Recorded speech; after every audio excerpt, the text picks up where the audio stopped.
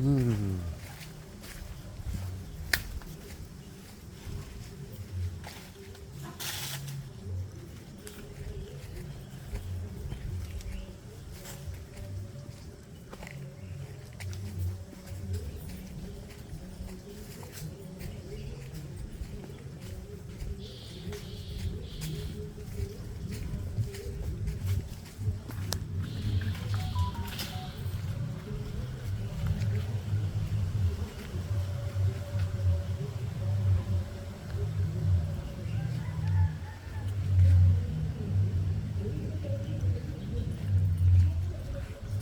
All right.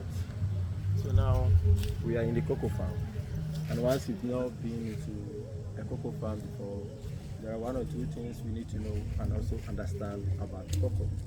And I'm hoping that now you can just figure out a cocoa tree, right? Yes. But looking at the cocoa tree, there are other kind of plant species in the farm which are not cocoa trees.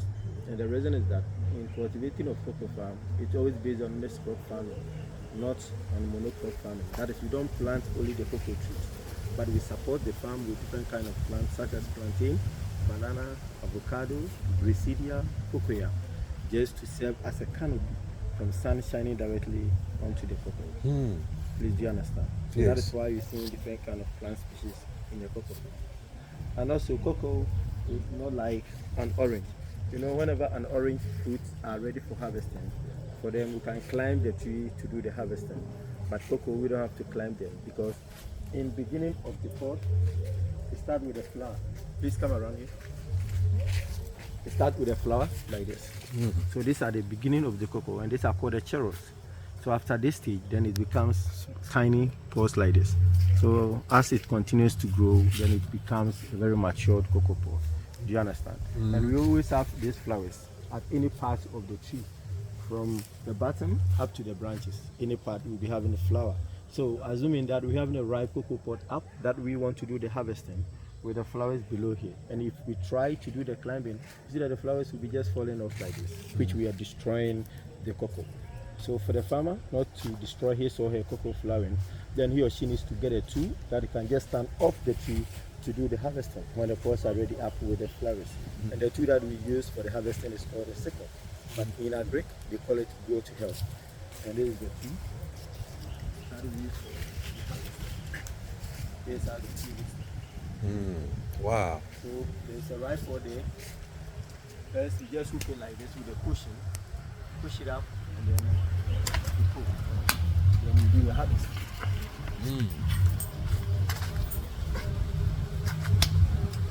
All right, so there is a ripe cocoa pod, and it's also the source of the chocolate that we have been eating. But now they serve as a fruit. So when you strike it open, there are some beans inside which we are going to process it by doing the fermentation. And after the fermentation, then we dried it up before it will be turning into the chocolate. But when it's not yet dried or fermented, that is where you can taste it, which is going to taste like mango. So you say that it's a fruit now. Please, do you understand? Yes. So you can have a look, you can feel it. Yes. It looked like a mango. Yeah. But it's not soft like avocado or papaya. You'll Like get that. to taste some, right? Yeah, we'll try. So please, come around, please. So do you have to worry about like insects or animals destroying the crop? Come again? Do you have to worry about like insects or animals like destroying? Well, the only animal that attacks cocoa is a squirrel. Squirrel. Yes, but because this farm is in the middle of the town, you don't face them. Okay. You don't face them. Okay. And then many years ago, that's actually what made Ghana the second producer of cocoa. We used to be number one. But we suffered a disease called the swollen shoot Swelling shoot. Yes. disease that affected a lot of the cocoa plants. And so our cocoa production came down and the Ivory Coast took over and became the largest producer of cocoa, and Ghana became the second producer. So currently, Ghana and Ivory Coast dictates the world market of cocoa globally. Yeah. Yes.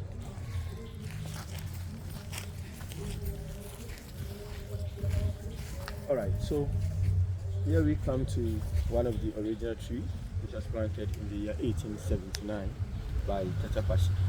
And I told you earlier that we're still having two of them in the farm. This one and the one down there with the post. So these two trees are the very oldest cocoa trees ever that we have in the whole Ghana. It is now 143 years, but it still looks fresh, younger, and also still giving pulse, as you can see yourself. And maybe you would be thinking that once these trees are very old cocoa trees, they should be very bigger, also taller than what we are seeing. But cocoa trees doesn't grow to become all that bigger when they become very old.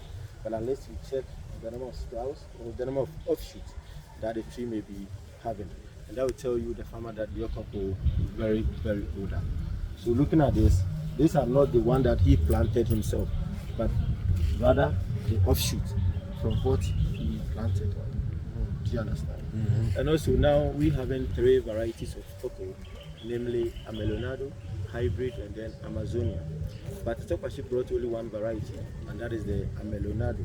But because the Amelonado has a very longer gestation period, that is why they went deep into research and come out with a variety which the gestation period will be very shorter. Do you understand? So the hybrid ones start from just 2.5 to 3 years. Then you start your harvesting. Do you understand? Yeah. But this one will take 6.5 to 7 years before you can start getting a pod like this, which is a very longer period. But this Amelonado doesn't have a specific lifespan. So it always depends on you, the farmer, the kind of good maintenance that you'll be giving to your cocoa. Maintenance like weeding, pruning, and also spraying for the pest. Then you're going to have your farm for a very longer period. Do you understand? But you know, the hybrid ones can also be lasting for the period of 25 to 30 years. Then you have to rehabilitate your cocoa farm. That is to cut the old trees down and plant new ones. Because after the lifespan of the 30 years, you will still have the cocoa tree in your farm with flowers, but you are not going to get a pod. Do you understand?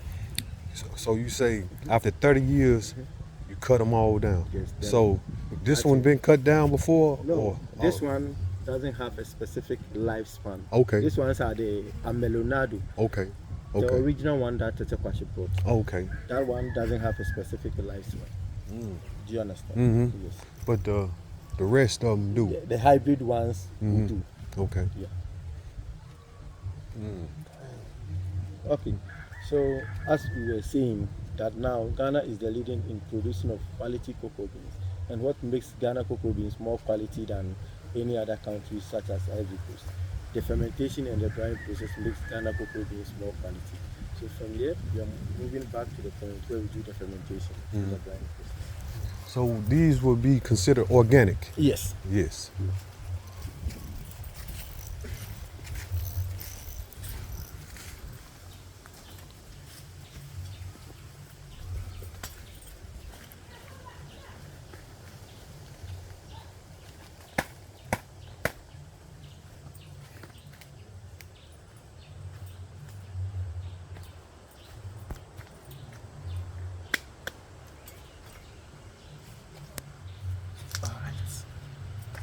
So finally, we are at the point where we do the fermentation and the drying process. And I told you earlier that it's based on this process where we Ghanaians we get our quality cocoa beans.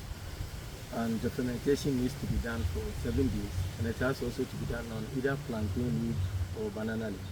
But because this is just a practical, that is why I will be doing it up here. If not, I'll be doing it somewhere on the ground. So first, I'll lie my leaves down like this. Take my ripe cocoa, strike it open. So this is how the beans are always arranged in the pod. And the beans in every cocoa pod start from 1 up to 55, no less than 1, and also exceeding 55. It's always in between. And this can be taken in as a fruit, which will be tasting like mango. Just lick around it, you don't bite it.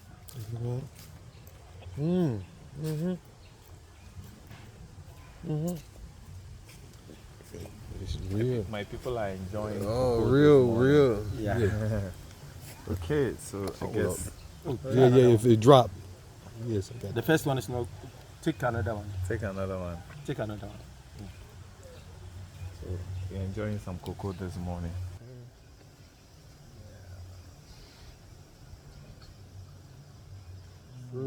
So you are done. Then we take off the beans. We put them on the lid. Delicious. Like this. And then we cover. And you know, fermentation begins under darkness. So once I cover, then it begins.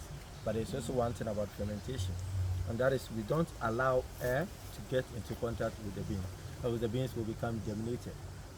But now, looking at the farm, it's already full up of cocoa, which we are not ready to plant them anymore. But what we need now is to get this so that we can sell out to the companies for the production of the chocolate, the Milo, cocoa powder, brown good, and many more. So for this not to go under germination process, then we have to put some sticks or stones around it to make it very firm. So let's assume that this is our sticks. We just place them around, make it very firm. Leave it for the first 3 days. After the first 3 days, we come around and then we open. There is a placental that keeps the beans binding. And after 3 days, we need to separate the beans from the placenta. And this is how we go. So this will be the placenta of the cocoa. Take this off after the 3rd day. Bring the beans back into a heap. Cover, put the sticks back, leave it for another 2 days. And after 2 days, we come around again. So it will be 5 days now, you understand? So first 3, second 2. And you see that when I opened the pot for the first, the beans were white in color. But we have to make sure that after the fermentation of the 7 days, all the beans will become brown in color. You understand? So after the 5th day, you see that the changes will be coming. But because we are doing the fermentation for the whole farm like this, we will be getting a heap or more of the beans to be fermented. You understand? So the surface will only be starting changing in color. But we want all the beans to become brown. So we have to mix the beans for each bean to become well fermented. That is to send the top fermented beans down and bring the bottom unfermented beans up. And that's how we go. And then we cover for the last 2 days. So the process will go like 3, 2, 2, making 7. So when it's the 7th day, is the end of the fermentation. Then you see that the beans will totally become brown. In 7 days? Yes, after the 7th day. But it will still be wet, which needs to be dried in the sun. And in Ghana, we only dry the cocoa beans under direct sun, and it should also be done on this mat. We made this mat from a raffia tree and tied it with this rope. Made it in such a way that when it's about to rain, you can just roll it like this to prevent the beans from becoming wet. Because when we are doing the drying, we don't allow rain to fall on them or even water to touch these beans. You understand? Else, these beans will become moldy. And if so, you the farmer may lose your price at the market. So when we are doing the drying, you have to be careful so that this will not touch water for 3 good weeks. And after 3 weeks, then it dries to become like this. And these are going to be the end product of cocoa from any cocoa farmer. And this is what we're going to sell out to the companies for the production of the chocolate, Milo, cocoa powder, brown wood, and many more. And this can also be chewed. And when you chew it, it tastes Like chocolate. That's what those say, like chocolate? Yeah. I'm sure he'll give you one to taste.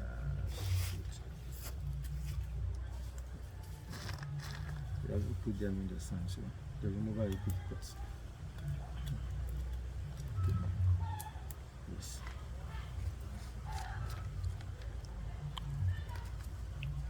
Let me show a picture of it. So you can break it, smell. It's a bit bitter, but it Right. tastes like chocolate. It's like chocolate. You see, it tastes like chocolate. Yes. Alright.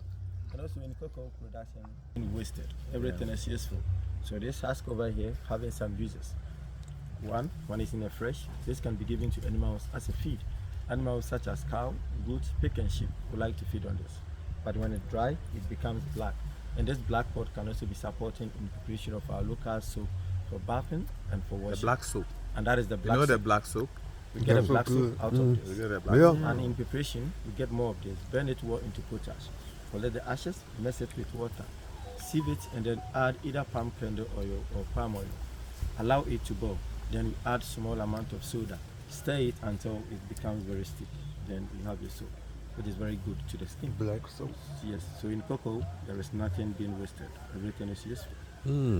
Please, do you understand? Yes, I'm talking about you got all different type of. And even when it decomposes, it also fertilizes the land. Yeah. And if you want to plant cocoa, there's not the fermented bean or the dried bean that you need to plant, but the fresh one straight from the pod. So let's assume that this hasn't passes through the fermentation yet. So this is very good for planting. Do you understand? Okay. So any more questions? So like the ones that's down there, them seeds, them beans. How long did you just sit them out just to let them, or are they? Is it there for any particular reason? We do ferment it. Okay. We ferment them because you see like this. We didn't fermented them in a quantity, just like what we are seeing here. It's what we fermented and then drying them for demonstration in the farm. Yeah. Hello. Yes. So